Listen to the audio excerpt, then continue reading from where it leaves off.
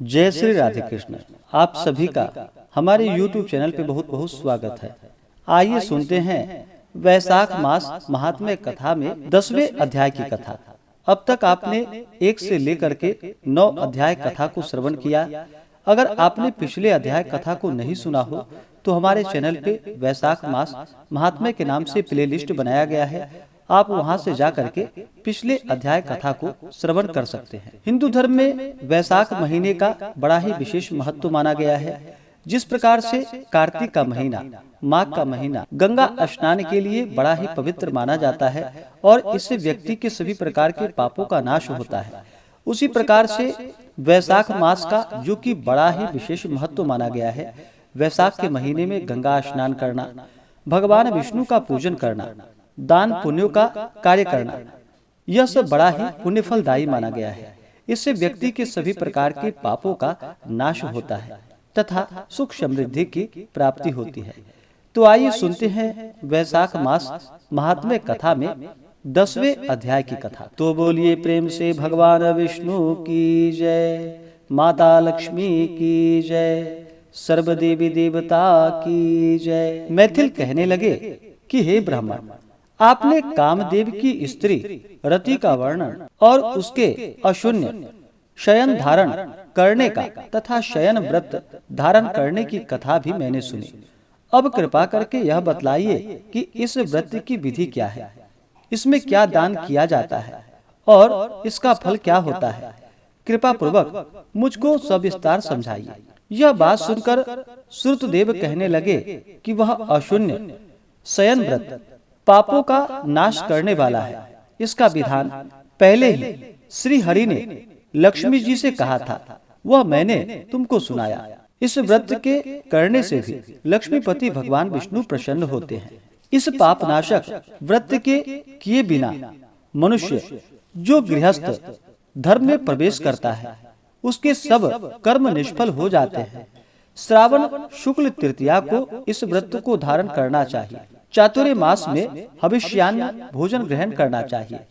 लक्ष्मी नारायण के पूजन को चातुर्य मास व्यतीत हो जाने पर विधिवत इसका पालन करना चाहिए। किसी ब्राह्मण को जूता दान करे, सोने या चांदी की मनोहर मूर्ति बनवाकर पीतांबर से उसको सुशोभित कर, श्वेत पुष्प और सुगंधित द्रव्यों से उसका पूजन कर, फिर ब्राह्मण के निमित्त शय्या दान करे और उसका पूजन करे तथा भोजन करावे, दक्षिणा देवे। ब्राह्मण और ब्राह्मणी को भोजन करा के दक्षिणा तथा वस्त्र देवे। इस प्रकार 4 मास तक पूजन करे। मार्गशीर्षादि मास में भी भगवान विष्णु का पूजन करे। वह रुक्मिणी सहित भगवान का ध्यान करे। इसी प्रकार 4 मास तक भगवान का पूजन करता रहे। जिनको सनकादिक ऋषि पूजते हैं ऐसे भगवान का पूजन करे और इस व्रत को आषाढ़ शुक्ल तृतीया को समाप्त कर देवे। ओम नमो नारायण इन मंत्र से हवन करे। चैत्रादि मास में पुरुष सूक्त से हवन करे। मार्गशीर्ष मास में विष्णु नारायण वद महे इस मंत्र से हवन करे। पंचामृत से भगवान को स्नान करावे।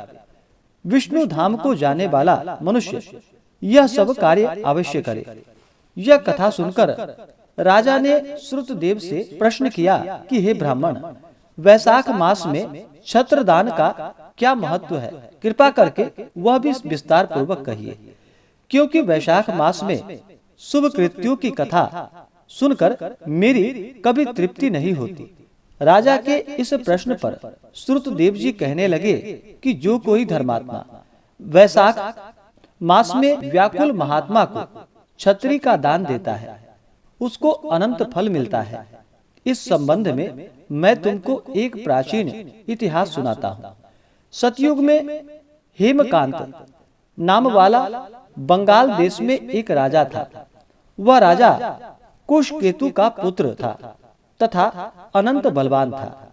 वह राजा एक समय शिकार खेलने के लिए वन में गया और वहां पर अनेक मृग और शूकरों को मारता हुआ दोपहर में बहुत थक गया तो मुनियों के आश्रम में गया। उस समय सरतीय नामक ऋषि ध्यान लगाए समाधि अवस्था में बैठे हुए थे। उनको यह मालूम नहीं हुआ कि कौन आया है, और वह निश्चिंत होकर बैठे रहे और आए हुए राजा का कुछ भी सम्मान न कर सके। इस पर राजा को बड़ा क्रोध आया।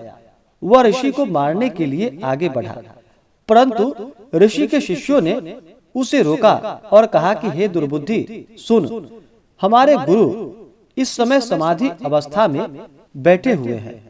उनको यह भी पता नहीं कि बाहर क्या हो रहा है, इसलिए क्रोध करना उचित नहीं। तब क्रोधित होकर राजा कहने लगा कि ब्राह्मण, मैं बहुत थक गया हूँ और तुमने कुछ भी मेरा अतिथि सत्कार नहीं किया। तब शिष्यों ने कहा कि हम तो गुरु के अधीन हैं, बिना उनकी आज्ञा के कुछ भी नहीं कर सकते। शिष्यों का ऐसा वचन सुनकर राजा ने क्रोध से अपना धनुष उठा लिया। मुझसे दान लेकर मुझको ही शिक्षा देते हो? ऐसे कृतघ्नों को अवश्य मारना चाहिए।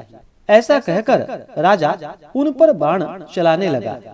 इससे वह शिष्य भयभीत होकर इधर उधर भागने लगे। राजा के सैनिकों ने उनको चारों ओर से घेर लिया और राजा ने उनमें से 300 शिष्यों को मार दिया। जब आश्रम में कोई न रहा तो आश्रम की सब वस्तुएं लेकर राजा और उसके सैनिकों ने खूब भोजन किया। सायंकाल जब राजा अपने घर पर आया, तब उसके पिता राजा शतकेतु ने सब वृतांत सुनकर पुत्र की बहुत निंदा की तथा उसको घर के बाहर निकाल दिया।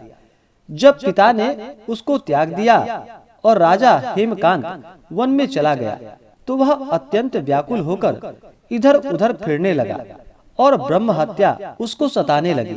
इस प्रकार उस दुरात्मा को फिरते फिरते 18 वर्ष बीत गए। तो एक दिन चित्र नाम के ऋषि वैशाख मास में तीर्थ यात्रा करते हुए उस वन में आ गए और धूप से व्याकुल होकर मूर्छा खाकर पृथ्वी पर गिर पड़े।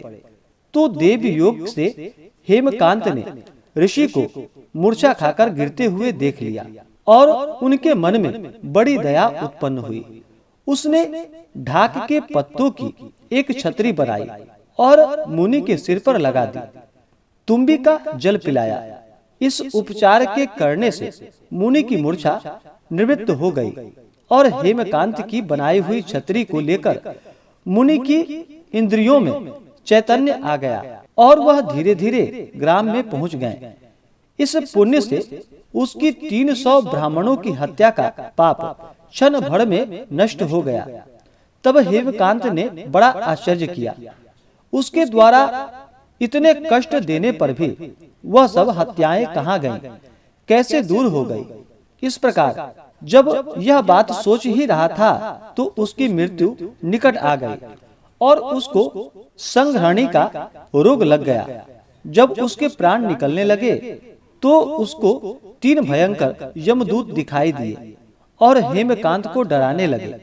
तब हेमकांत मौन साधकर धन दान को याद करके भगवान विष्णु का स्मरण करने लगा।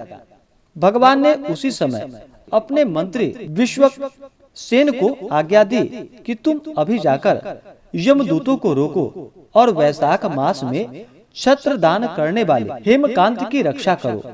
वह निष्पाप है और भक्त है तथा उसके पिता कुशकेतु से कहो कि तुम्हारा पुत्र धर्म से रहित है, परंतु वैशाख मास में निरत होने से मेरा प्रिय है। इसने यद्यपि बहुत बड़े पाप किए हैं, परंतु उसने धूप से व्याकुल मूर्छित ऋषि की रक्षा की है और वैशाख मास में छत्र का दान किया है।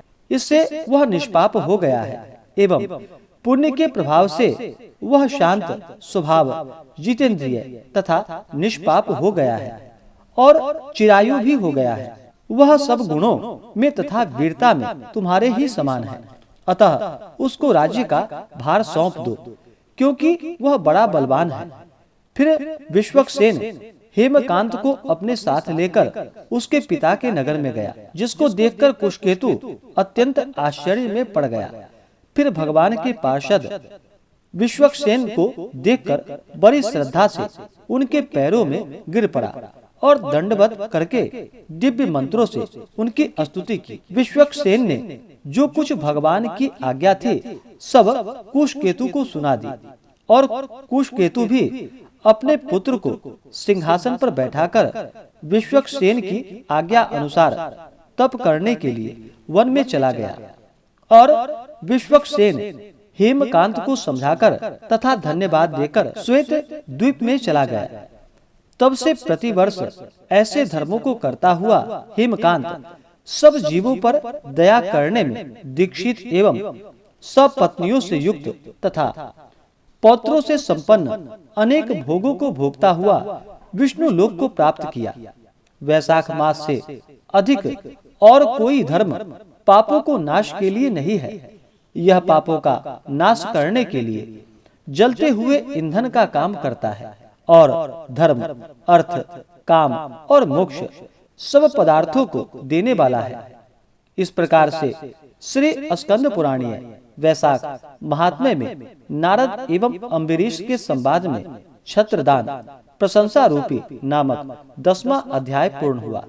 तो बोलिए प्रेम से भगवान विष्णु की जय, माता लक्ष्मी की जय, सर्वदेवी देवता की जय। इसी प्रकार से आगे के अध्याय को सुनने के लिए हमारे चैनल पे अगर आप नए हैं तो चैनल को लाल बटन दबा करके सब्सक्राइब करें, साथ में बेल आइकन घंटी को दबाएं ताकि मेरे वीडियो का नोटिफिकेशन आपको समय से मिलता रहे।